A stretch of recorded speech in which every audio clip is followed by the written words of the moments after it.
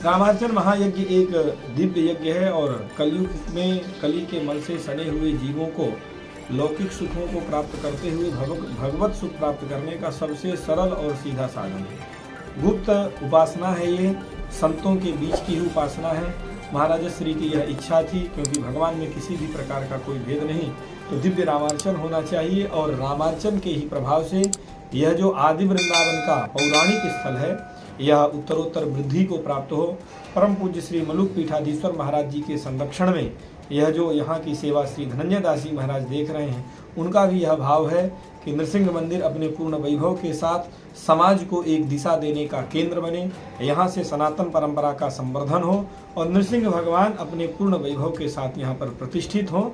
ऐसी कामना के साथ अपने इष्ट का स्मरण करते हुए इष्ट की उपासना रामार्चन के रूप में की गई। रामार्चन करना क्यों आवश्यक है? रामार्चन करना इसलिए आवश्यक है कि रामार्चन के प्रधान देवता श्री सीताराम जी हैं और राम जी जीवन जीने की मर्यादा को सिखाने वाले हैं। जब हम राम जी का पूजन करते हैं तो रामार्चन एक ऐसा पूजन है कि राम जी के समस्त अर्चकों का इसमें पूजन होता है। समाज को एक करने की सबसे सुंदर व्यवस्था का संकेत है रामार्चन। रामार्चन में राम जी का तो पूजन होता है, लेकिन राम जी के पहले भरत जी का, लक्ष्मण जी का, शत्रुघ्न जी का, हनुमान जी का, होता है। तो सबसे सुंदर संदेश सरल शब्दों में देखा जाए, सूक्ष्मता को छोड़कर सामान्य बुद्धि से जो व्यक्ति समझ सकता है कि संपूर्ण समाज को एक सूत्र में बांधने के लिए रामार्चन अत्यंत आवश्यक है। और यह रामार्चन भगवान शंकर के द्वारा उपदिष्ट है।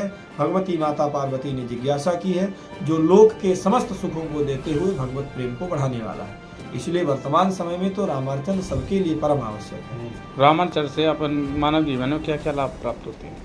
रामार्चन से हमने पूर्व में ही कहा कि आपकी लोक की जो भी महत्वाकांक्षाएं हैं, यदि सत महत्वाकांक्षाएं हैं, तो रामार्चन से सारी आपकी लोक में सुख भोगने के लिए जो आपको चाहिए, आप ऐसे रामार्चन के विषय में ही देखिए तो पुत्र प्राप्ति की कामना वाले को रामार्चन करना चाहिए, धन की कामना वाले को रामार्चन करना चाहिए, रोगों से मुक्ति की कामना वाले को रामार्चन करना चाहिए। ये स्वार्थ की दृष्टि, राष्ट्र के उत्कर्ष के दृष्टि में, राष्ट्र के संवर्धन के लिए रामार्चन करना चाहिए। आप लोगों को यह ज्ञात नहीं होगा, राम मंदिर के निर्माण के लिए कई 100 रामार्चन किए गए पूर्व के इतिहास में, और ऐसी ऐसी उपासनाओं का ये परिणाम है कि हमें राम मंदिर प्राप्त हुआ। तो राष्ट्र के उत्कर्ष के लिए, व्यक्ति के उत्कर्ष के लिए, समाज के उत्कर्ष के लिए, लोक सुख को भोगते हुए भगवान के दिव्य धाम परम प्रेम भगवत सुख के लिए रामार्चन तो करना ही चाहिए।